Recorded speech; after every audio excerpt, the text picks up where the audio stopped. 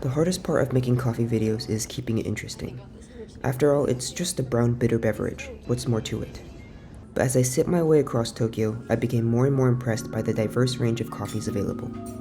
Whether it's drinking out of wine glasses in a mad scientist lab, losing yourself in dark rich espressos, or grabbing a can or three from vending machines, each coffee had their own unique personality and no two shops were the same. Today, I want to share 10 coffee shops I visited in Tokyo and some of my favorite cups I had this trip. Let's get started.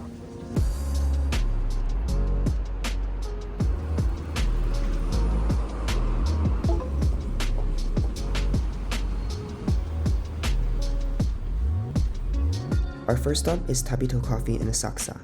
They specialize in Japanese roasters and have beans from across the country. Each bean sat in a little jar you could smell before ordering to see if you like it. We were there when they opened and no one was behind us, so we took our time sniffing down the line like it was a Hollywood party. The barista was super friendly in explaining each coffee to us. I mentioned we were exploring coffee shops in Tokyo and she pulled out 4 note pages of shops she recommended. It felt like looking at the answer key right before a big test and made planning for the rest of the trip incredibly easy.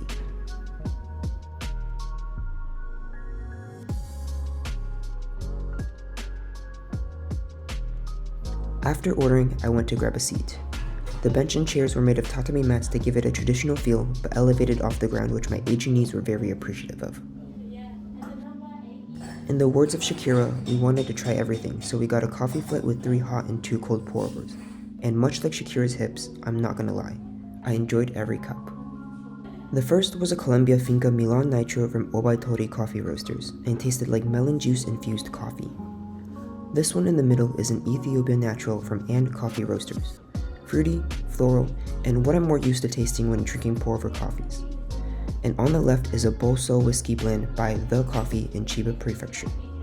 They soak the beans in whiskey before roasting, and as a lightweight, I could feel myself getting tipsy with each sip. In case you forgot what the coffees were, each cup also came with a trading card describing its notes, which frankly speaking were full-on melodies.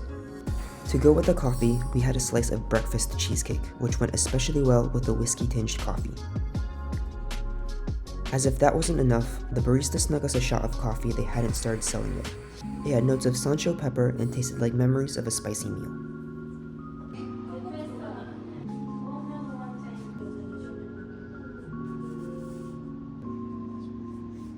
I really enjoyed Tabito Coffee, and it was fun to tour coffee roasters all across Japan from the comfort of our seat. After clearing the glasses, we left with happy bellies and jittery hearts onto our next coffee shop.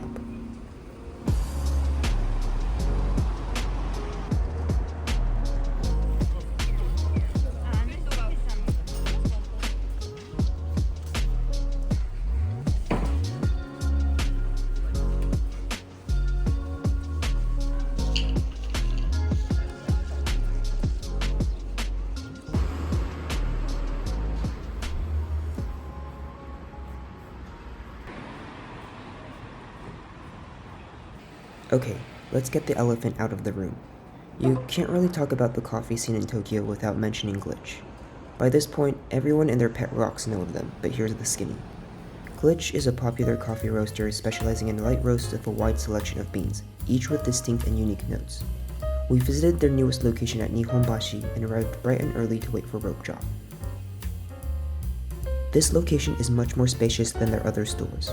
Not only are the seats more spread out, but they've also got a couple decorative accoutrements hiding in the back. A roasting machine from their original location, and 2 motorcycles clearly in need of parking tickets.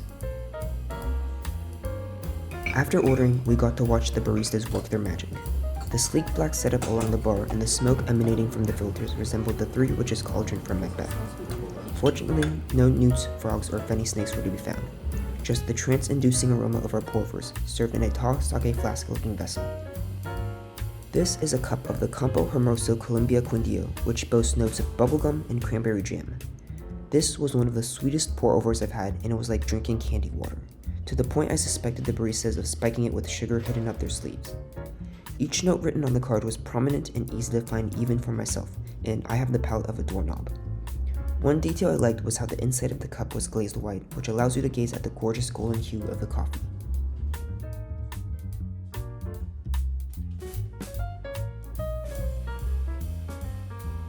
After finishing our pourovers, we gathered our things to leave. Just kidding, it's time for round 2. I was curious what their espresso-based drinks were like, so I got a cafe latte with the Ethiopia Sidamo El Tohumasho beans. The milk was steamed and textured expertly, to the point it almost overpowered the taste of the coffee itself. If I didn't focus on its taste, I would have thought you handed me the best tasting milk I've had in a long time. I still prefer their pourovers, but I was glad I tried this.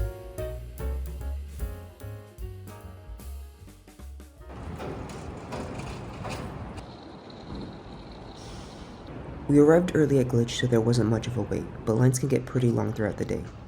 Fortunately, you can still try their beans at a couple other coffee shops. One of these is Nadoya no Katte over in Yoyogi Uehara. By this point, it's a pretty well-known gym and can also get busy, but they have more seats across the house and yard.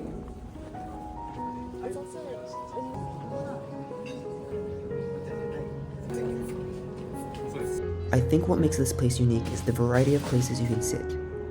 Inside the house rests a large table with a couple magazines you can browse as you enjoy your coffee.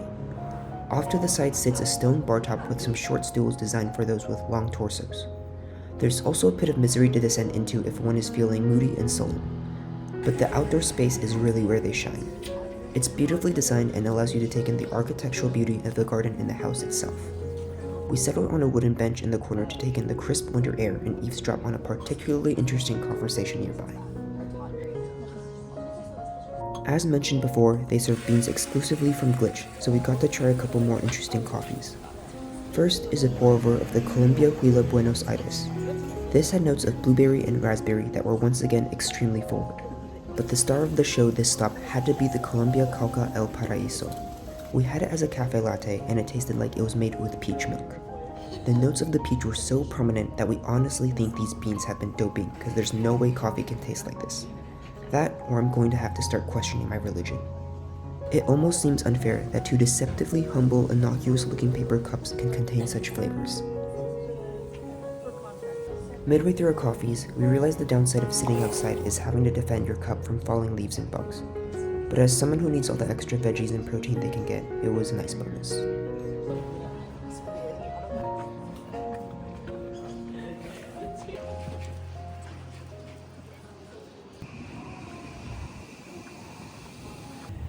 Just a stone's throw away is a coffee shop named after the inspiration for many Beatles songs, Acid Coffee.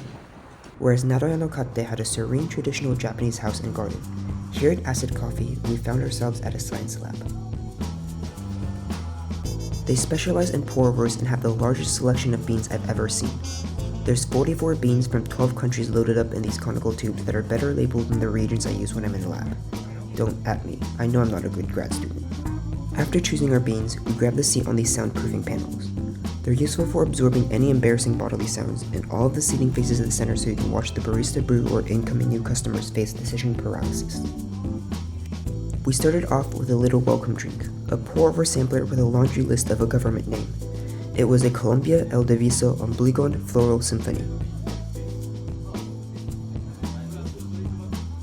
Then came our actual coffees.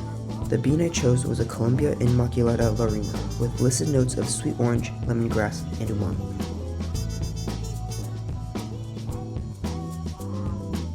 The coffee was served just how Henry Henderson from Spy X Family would like, elegantly.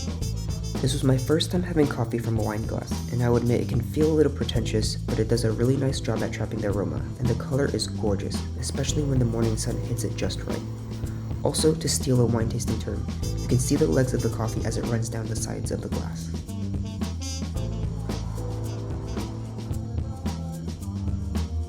I'm not exactly sure how to best describe its flavor profile, but to be abstract, it tasted warm and gentle, and I could feel its umaminess activate my salivary glands to dilute the coffee in my mouth. Oftentimes with coffee you get a strange, bitter, sour, smelly aftertaste, but there was none of that here. It was simply refreshing and elegant.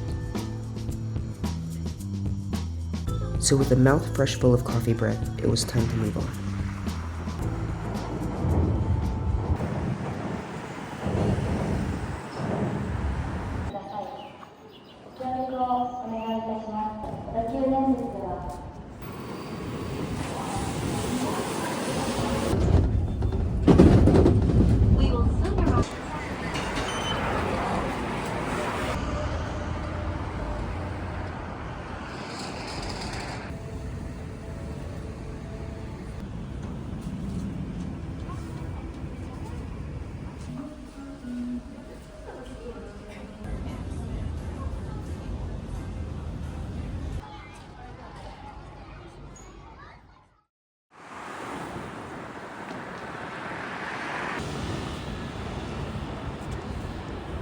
Of the coffee shops we visited so far, we're 4 for 4 on getting pourovers, so let's show the espresso drinkers some love as well.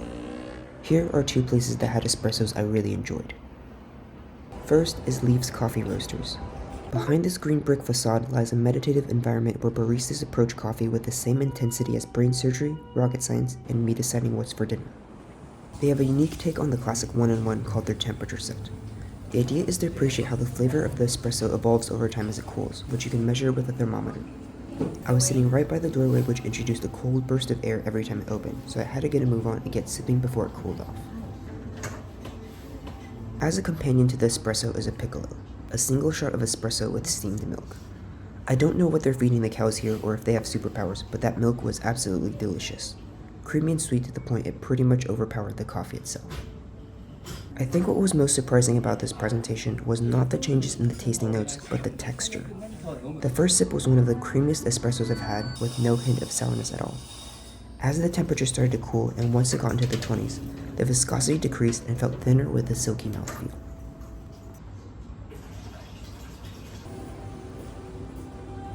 This was a really cool way to drink coffee, and now I'm contemplating bringing my own scientific equipment whenever I go to coffee shops.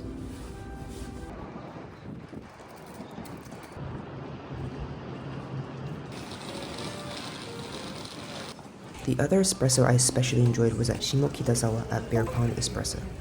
Walking towards the shop, you can hear the sounds of the espresso machine at work, as if it were the shop's heartbeat. True to their name, they specialize in espresso drinks, no pourovers here. We got a macchiato and a Gibraltar, both of which came with intricate latte art taking advantage of the rich brown crema from the espresso. This was an intensely dark and chocolatey espresso that was smooth and easy to drink. The Gibraltar was almost edging on too sweet with the steamed milk, but the balance of the macchiato was right on the money. I debated whether or not to get another straight espresso since both drinks were so good, but I was reminded that we had a number of other shops to hit today and I should pace myself. Oh well, it'll be a good excuse to come back again soon.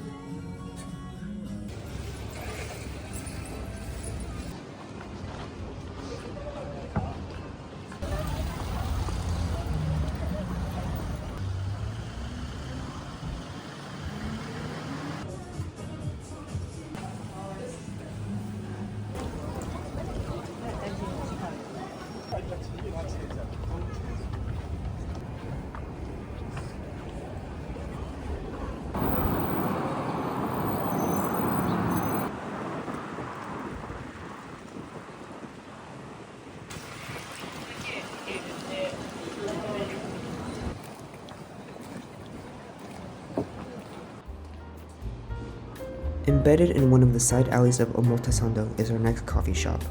No, not the barbecue place, though that sounds pretty good. We're talking about what's on the first floor, the Roastery by NOZY Coffee.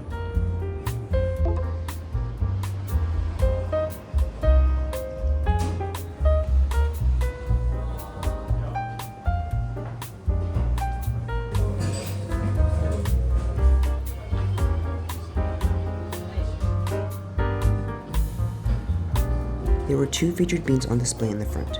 Off to the side was a blackboard highlighting how different notes of the coffee would come out depending on how you ordered it, whether as an espresso, americano, or latte. Looking back, if I had the endurance, I should have ordered the same bean 3 ways to taste and compare, but instead, I went with a French press of a Guatemalan bean they had in the back that smelled of vanilla. Since we had been drinking coffee with the same fervor as Hamilton writing the Federalist Papers, that is to say, non-stop, I finally caved and got some food as well. A croque madame that was heated up and helped to fill the tummy and settle any coffee jitters.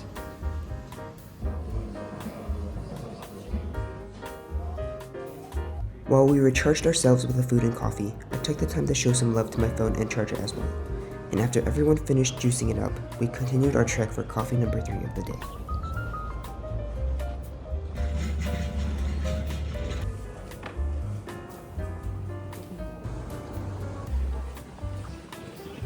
Next is a coffee shop in Shinjuku that manages to hide itself from the hustle and bustle of the big roads by sitting in a small back alley. This is Shrek's favorite place, Coffee Swamp. In Tokyo, a lot of small coffee shops don't really open until 10 AM, but Coffee Swamp is one of the few that's up at 7, so many a tourist stop here for an early coffee. Squeezing on in, we were lucky to find a spot. The tall tables were paired with low stools, which demanded a straight back and perfect posture for you to reach your cup.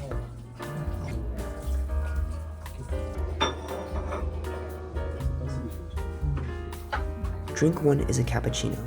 I'm not sure if they added cocoa powder to form the latte art, but the beautifully dark ridges resembled tree rings or maybe a lily pad. The film on top was proper thick, with each sip leaving an indent on top and a milky mustache. I myself got a pour-over of the Honduras El Ziba, served in a mug that resembled my figure, slightly bottom heavy with a large mouth. It had notes of lemon in 2 forms, grass and mire, and was a very sweet and fruity cup. This was a pretty productive day of coffee shop hopping, but after draining this swamp of its coffee, it's high time we head out to find some real sustenance.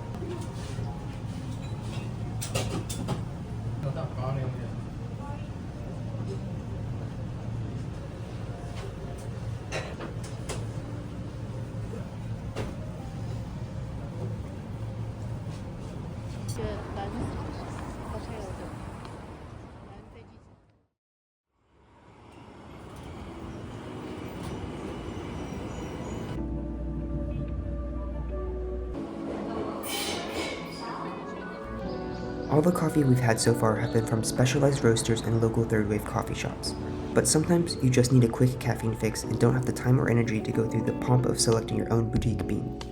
That's when vending machines and convenience stores come into play. It would be remiss of me not to bring up all the canned coffee readily available, so I got a flight of 3 box coffees from a nearby family mart to sample. First up is the Espresso, black without sugar. This was bitter.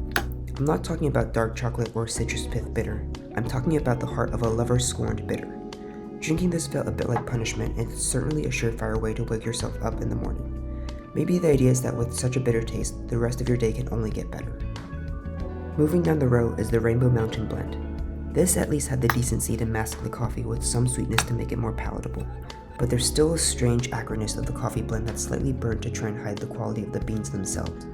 If I'm falling out of bed in the morning and late for work, which I usually am, this is the can I'd probably log onto first. Finally, the Café au lait. This is pretty much straight up milk and sugar with an imagination of coffee. You could drink this for dessert, and given my sweet tooth and inclination for sugar, this was my favorite of the bunch. This might have been a bit of a harsh take, but don't get me wrong. I think they're still decent given the price, convenience, and accessibility. But given my limited stomach real estate, if I had the means, I might head elsewhere first.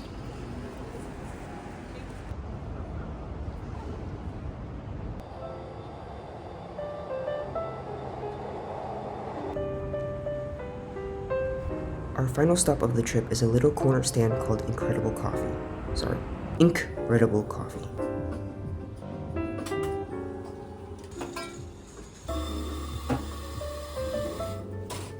We kept it simple, a flat white and soy milk latte. Walking and drinking is frowned upon in Japan, so we took our drinks to the nearby Hibiya Park to enjoy.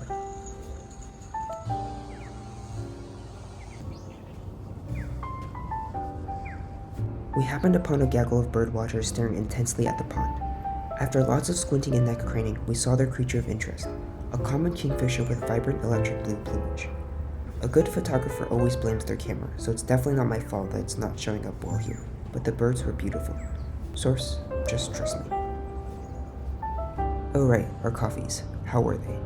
They were a textbook. It's not mind-blowing, but it doesn't have to be. It's perfect for this moment, and that's all you can ask from it. Moments like these are my favorite part of traveling. It's not the days of packed itineraries or rushing to get to a reservation, but these pockets of time where you don't have a plan and aren't really sure where you'll be or what you'll be doing an hour from now. All you need to do is amble around aimlessly and remember to take a sip once in a while. Thank you for joining me on this little coffee tour. I hope I can be back soon to continue exploring more shops not just in Tokyo, but across all of Japan as well. Stay tuned for part 2 next time, where we'll be shifting our focus to desserts and going on a sweet tooth tour. But until then, peace out.